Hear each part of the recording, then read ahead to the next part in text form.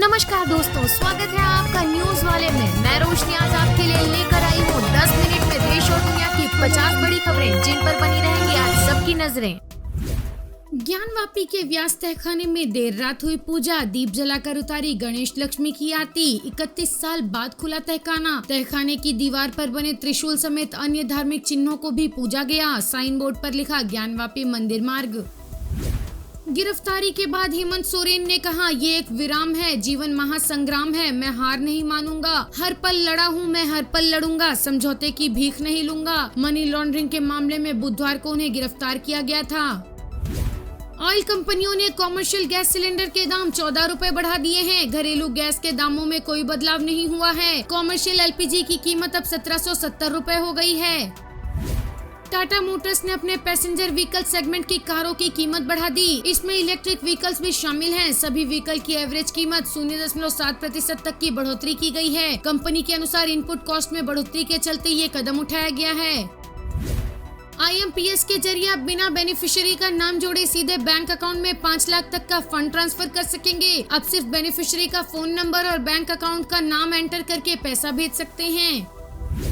2023 में पहली बार प्लेन में बैठे 3 करोड़ लोग। हर साल यात्रियों की संख्या में 37% इजाफा। लोगों की आय बढ़ना बड़ी वजह। पिछले साल यात्रियों में 10% पहली बार हवाई सफर करने वाले यात्री थे।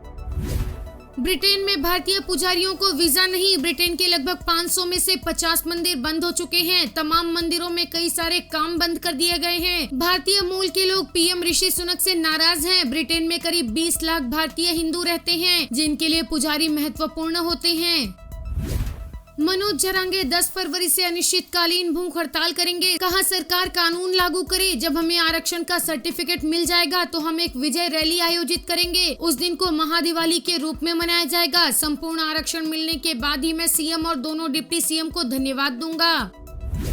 फास्टैग में KYC अपडेट कराने की डेडलाइन 1 महीने बढ़ी। NHAI ने किया फैसला। फास्टैग KYC अपडेट नहीं हुआ तो इसमें बैलेंस होने के बावजूद पेमेंट नहीं होगा। मल्लिकार्जुन खड़गे ने कहा, जो मोदी जी के साथ नहीं गया वो जेल जाएगा। हेमंत सोरेन पर ईडी लगाकर उनका त्यागपत्र देने को मजबूर करना संघवाद की धज्जियां उड़ाना है। PMLA के प्रावधानों को कठोर बनाकर विपक्ष के नेताओं को डराना धमकाना बीजेपी की टूल किट का हिस्सा है। षड्यंत्र के तहत एक एक करके विपक्ष की सरकारों को अस्थिर करने का भाजपाई काम जारी है। भाजपा की वॉशिंग मशीन में जो चला गया वो सफेदी की चमकार से साफ है, जो नहीं गया वो दागदार है। तानाशाही से लोकतंत्र को अगर बचाना है तो बीजेपी को हराना होगा। राहुल गांधी ने कहा, ईडी, CBI, RT आदि सब सरकारी एजेंसियां नहीं रही। अब ये भाजपा की विपक्ष मिटाओ सेल बन चुकी हैं। खुद भ्रष्टाचार में डूबी भाजपा सत्ता की सनक में लोकतंत्र को तबाह करने का अभियान चला रही है। अमेरिकी सांसद बोले, जुकरबर्ग आपके हाथ खून से रंगे हैं। कहा, आपने ऐसी चीजें बनाई जिनसे लोग मर रहे हैं। मेटा के CEO ने माफी मांगी। ठाणे के स्कूल में खाना खाने के बाद 109 छात्रों को हुआ फूड पॉइजनिंग, अस्पताल में भर्ती। इनमें 63 लड़कियां शामिल हैं। 4 छात्रों को छोड़कर सभी को इलाज के बाद अस्पताल से छुट्टी दे दी गई। ज्ञानवापी के तहखाने में पूजा की इजाजत मिलने पर मध्य प्रदेश के CM मोहन यादव बोले, मुझे इस बात की खुशी है कि ज्ञानवापी के मामले में वाराणसी के जिला कोर्ट की तरफ से जो फैसला किया गया है, ये फैसला एक तरह से मील का पत्थर रहेगा। हिंदुओं की धर्म दृष्टि से देखा जाए तो वाराणसी से अच्छा कौन सा जगह होगा। ज्ञानवापी के तहखाने में पूजा की इजाजत मिलने पर उमा भारती ने कहा, मैंने स्वयं 1993 में ज्ञानवापी की दीवारों पर अंकित मूर्तियों की पूजा की है। 1991 में भी मैंने संसद में ये प्रस्ताव रखा था कि अयोध्या, मथुरा, काशी तीनों को हिंदुओं को सौंप दीजिए। मैं फिर से अनुरोध करूंगी कि अयोध्या की ही तरह मथुरा और काशी में भी मूल स्थान पर मंदिर बने और पूजा का अधिकार मिले, इसलिए इन्हें हिंदुओं को सौंप दीजिए, यही संपूर्ण समाधान है। हेमंत सोरेन की गिरफ्तारी के बाद माहौल गरमाया। आदिवासी संघ ने झारखंड बंद का ऐलान किया। हेमंत सोरेन की गिरफ्तारी के खिलाफ बंद का ऐलान किया गया। हेमंत सोरेन आदिवासी समाज से आते हैं। भारत अमेरिका के बीच MQ-9 ड्रोन्स डील। बाइडेन ने अमेरिकी संसद में अभी तक नहीं दी जानकारी। दावा, पन्नू मामले के चलते प्रोसेस धीमा हुआ। मालदीव का विपक्ष बोला, मुइज्जू प्रशासन अपराधियों को बचा रहा। आरोप लगाते हुए कहा, सरकारी अधिकारियों की क्रिमिनल गैंग के साथ साझेदारी है।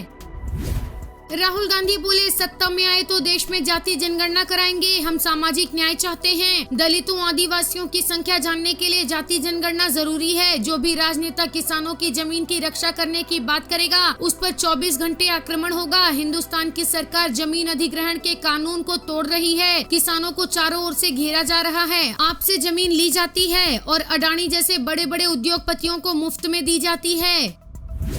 हेमंत सोरेन ने ईडी की गिरफ्तारी पर लिखा कि मैं हार नहीं मानूंगा और समझौता नहीं करूंगा। इस पर किरेन रिजिजू ने कहा कि मैं भी एक आदिवासी हूं और कहीं ज्यादा पिछड़े आदिवासी इलाके से आता हूं। मुझे आपके बयान पर हंसी आती है। अगर शिबू सोरेन जी ये बात करते तो मैं इसे मान लेता, लेकिन ये बातें आप पर नहीं जचती। खैर, आदिवासी होने के नाते से जनता का पैसा लूटने का लाइसेंस नहीं मिल जाता। स्वामी रामभद्राचार्य जी ने कहा कि ज्ञानवापी में व्यास जी तहखाना में ब्राह्मण पूजा कर सकते हैं। इसी प्रकार का फैसला कृष्ण जन्मभूमि में भी आना है। वचन देते हैं कि हम श्री कृष्ण जन्मभूमि लेकर रहेंगे। कुछ शंकराचार्य मुझ पर छींटाकशी कर रहे हैं कि वो जेल नहीं गए, लाठियां नहीं खाई। वे पता कर सकते हैं कि मैं जेल गया था या नहीं। मैंने लाठियां भी खाई हैं, कोर्ट में भी गवाही दी थी और उससे फैसले की दिशा बदल गई। अब श्री कृष्ण जन्मभूमि की गवाही से फैसला आएगा। पूरा वातावरण राममय हो चला है। लोकसभा 2024 का चुनाव आ रहा है। सभी प्रतिज्ञा लें। जिस विपक्ष को राम सीता से प्रेम नहीं है उनको वोट नहीं करना है। विपक्ष रामलला के मंदिर में गया ही नहीं तो फिर विपक्ष को वोट लेने का क्या अधिकार है। बजट 2024-25 मिडिल क्लास के लिए हाउसिंग स्कीम। 3 करोड़ महिलाएं लखपति दीदी बनेंगी। 40,000 रेल कोच वंदे भारत में बदलेंगे। प्रौद्योगिकी क्षेत्र में 1 लाख करोड़ का ब्याज मुक्त या कम ब्याज दर पर कोष वितरित किया जाएगा। इनकम टैक्स में कोई राहत नहीं। 3 लाख तक की इनकम ही रहेगी टैक्स फ्री। सैलरीड क्लास को कोई फायदा नहीं, लेकिन 87A के तहत 7.5 लाख रुपए तक टैक्स छूट। 1 करोड़ परिवारों को 300 यूनिट तक की फ्री बिजली। आयुष्मान का दायरा बढ़ाया। 2 करोड़ नए घर बनाए जाएंगे। आशा वर्कर को आयुष्मान भारत योजना के दायरे में लाया जाएगा। वंदे भारत स्तर के बनाए जाएंगे 40,000 रेल डिब्बे। ज्यादा भीड़ वाले रेल मार्गों के लिए अलग कॉरिडोर। 11% बढ़ा इंफ्रास्ट्रक्चर बजट। माल ढोने के लिए बनाए जा रहे रेलवे कॉरिडोर के अलावा 3 और रेलवे कॉरिडोर बनाए जाएंगे। एनर्जी और cement corridor, port connectivity corridor, high density corridor, metro और नमो भारत के तहत चल रहे मौजूदा प्रोजेक्ट्स को बढ़ाया जाएगा। वित्त मंत्री निर्मला सीतारमण ने कहा, अटल जी ने कहा था जय जवान जय किसान जय विज्ञान। अब मोदी जी ने कहा जय जवान जय किसान जय विज्ञान जय अनुसंधान। नए दौर की टेक्नोलॉजी और डेटा लोगों के जीवन और व्यापार में बदलाव ला रहा है। रक्षा क्षेत्र में आत्मनिर्भरता के लिए नई योजना लाई गई है। इंफ्रास्ट्रक्चर में विकास के लिए सरकार ने 11.1% ज्यादा खर्च का प्रावधान किया है। हमारी सरकार सर्वाइकल कैंसर के वैक्सीनेशन पर ध्यान देगी। मातृ और शिशु देखरेख की योजनाओं को व्यापक कार्यक्रम के अंतर्गत लाया गया। 9 से 14 साल की लड़कियों के टीकाकरण पर ध्यान दिया जाएगा। पीएम नरेंद्र मोदी ने कहा, ये बजट विकसित भारत के युवा, गरीब, महिला और किसान पर आधारित है। ये देश के निर्माण का बजट है। इसमें 2047 के भारत की नींव को मजबूत करने की गारंटी है। मैं निर्मला जी और उनकी टीम को बधाई देता हूँ। इसमें भारत की यंग एस्पिरेशन का प्रतिबिंब है। अब हमने 2 करोड़ और नए घर बनाने का लक्ष्य रखा है। पहले हमने 2 करोड़ लखपति दीदी बनाने का लक्ष्य रखा था, जिसे बढ़ाकर 3 करोड़ कर दिया गया है। इस बजट में गरीब और मध्यम वर्ग को एम्पावर करने पर जोर दिया गया है। वीडियो पसंद आया हो तो लाइक, शेयर और सब्सक्राइब करना ना भूलें।